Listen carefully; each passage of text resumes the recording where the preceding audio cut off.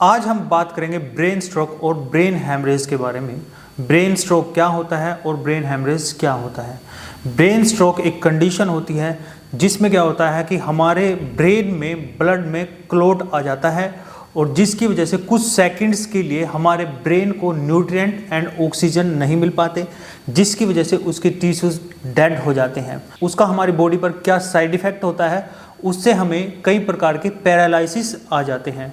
Brain haemorrhage क्या होता है। ब्रेन हैमरेज में क्लॉट जब ज़्यादा देर तक ब्रेन में रह जाए तो ब्लड के फ्लो के कारण कई बार ब्रेन की कई नसें फट जाती हैं और उससे व्यक्ति की डेथ भी हो जाती है, यानी उसमें डेथ के चांसेस बहुत ज़्यादा होते हैं।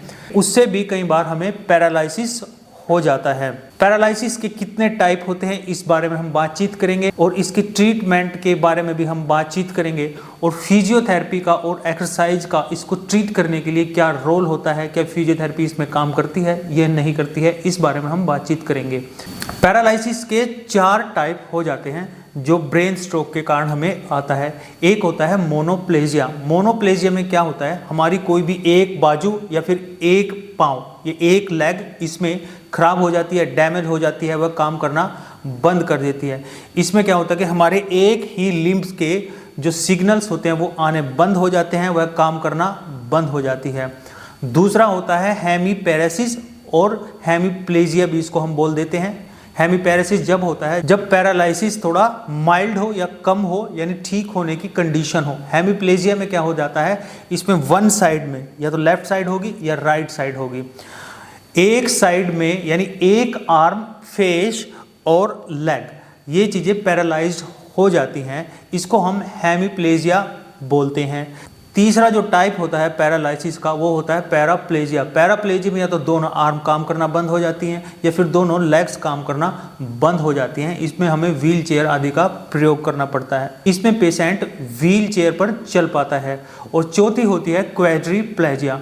क्वाड्रिप्लेजिया का मतलब होता है 4, प्लेजिया का मतलब होता है पैरालिसिस, यानी उसके चारों अंगों में, चारों लिम्स में, दोनों आर्म्स में और दोनों लेग्स में पैरालिसिस इफेक्ट करता है और इसमें उसके जो चारों लिम्स हैं वो वीक पड़ जाते हैं, काम करना कम हो जाते हैं। तो यह काफ़ी सीवियर भी हो सकता है और माइल्ड भी हो सकता है। तो जो ये प्लेजिया होते हैं इनके पॉसिबल ट्रीटमेंट क्या होते हैं।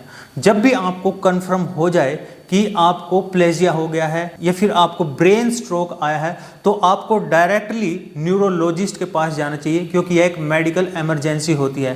किसी झाड़ फूंक वाले के पास नहीं जाना चाहिए। बिगिनिंग में किसी होम्योपैथिक या फिर एक्यूप्रेशर वाले के पास ना जाएं, आप डायरेक्टली जाएं न्यूरोलॉजिस्ट के पास, वह आपको इमरजेंसी मेडिकल ट्रीटमेंट दे सकता है। उसके बाद में आप दूसरे ट्रीटमेंट भी ले सकते हैं। जब आप हॉस्पिटल से डिस्चार्ज हो जाते हैं तो आप फिजियोथेरेपी की हेल्प इसको रिकवर करने में ले सकते हैं। फिजियोथेरेपिस्ट जो है आपकी इसमें किस प्रकार से हेल्प कर सकता है। पहले तो वो एक्टिव एक्सरसाइज कराएगा, यानी जो एक्सरसाइजेज पेशेंट खुद कर सकता है। दूसरी वह आपको पैसिव एक्सरसाइज कराएगा, यानी जिन एक्सरसाइज को परफॉर्म करने में, प्रैक्टिस करने में पेशेंट अनएबल है, वह उसमें थोड़ा स्ट्रगल कर रहा है, फिजियोथेरेपिस्ट उसमें क्या करेगा, वह उसको पैसिव एक्सरसाइज कराएगा, उसको सपोर्ट करेगा। वो उसके बैलेंसिंग के लिए एक्सरसाइज कराएगा, उसकी स्ट्रेंथनिंग के लिए एक्सरसाइज कराएगा। मसल्स उसमें काफ़ी स्टिफ हो जाती हैं, वह उसके लिए स्ट्रेचिंग की एक्सरसाइज भी कराएगा, स्टेबिलिटी की एक्सरसाइज भी कराएगा। और इसमें कई सारे फिजियोथेरेपी मोडेलिटीज़ भी यूज होती हैं, जिसमें जो नंबर 1 होती है वो मसल स्टिमुलेटर होता है। तो इस प्रकार से आपका फिजियोथेरेपिस्ट आपको दोबारा से रिकवर करने में काफ़ी हेल्पफुल हो सकता है और होता भी है। एक प्रकार से फिजियोथेरेपी की सपोर्ट लेना इसको रिकवर करने के लिए ज़रूरी है। यदि आप फिजियोथेरेपी ना करवाएं तो आपको कौन कौन से नुकसान हो सकते हैं। सबसे पहला तो आपके मसल्स जो हैं बहुत ज़्यादा स्टिफ हो जाते हैं, उनमें जकड़न आ जाती है। आप यदि थोड़ा बहुत हिल भी पा रहे हैं तो आप इतना भी नहीं हिल पाएंगे। दूसरा, आपको मसल कॉन्ट्रैक्शन हो जाता है।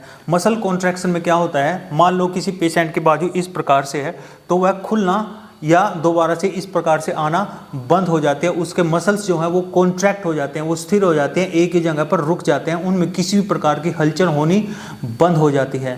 तीसरा, पेशेंट को मसल्स में स्पेस्टिसिटी हो जाती है। स्पेस्टिसिटी एक्चुअली जॉइंट्स में होती है। अगर वह अपने काम करता भी है तो उसका आर्म धीरे धीरे काम करेगा, वो धीरे धीरे खुलेगा यदि आप फिजियोथेरेपी नहीं कराते हो। तो जो है मूवमेंट है बहुत ज़्यादा स्लो हो जाती है।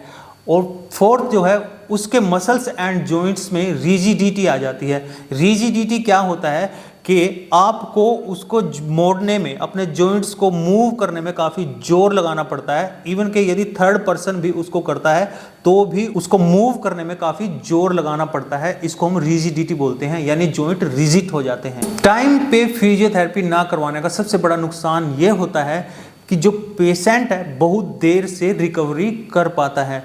तो फिजियोथेरेपी बहुत ज़रूरी हो जाती है स्ट्रोक एंड पैरालिसिस के पेशेंट को जल्दी रिकवर करने के लिए। यदि आप भी पैरालिसिस से रिलेटेड यानी फिजिकलिटी से रिलेटेड कोई भी कंसल्टेशन हमारे साथ करना चाहते हैं तो हमारे दिए गए नंबर पर आप फ़ोन कर सकते हैं। नमस्कार।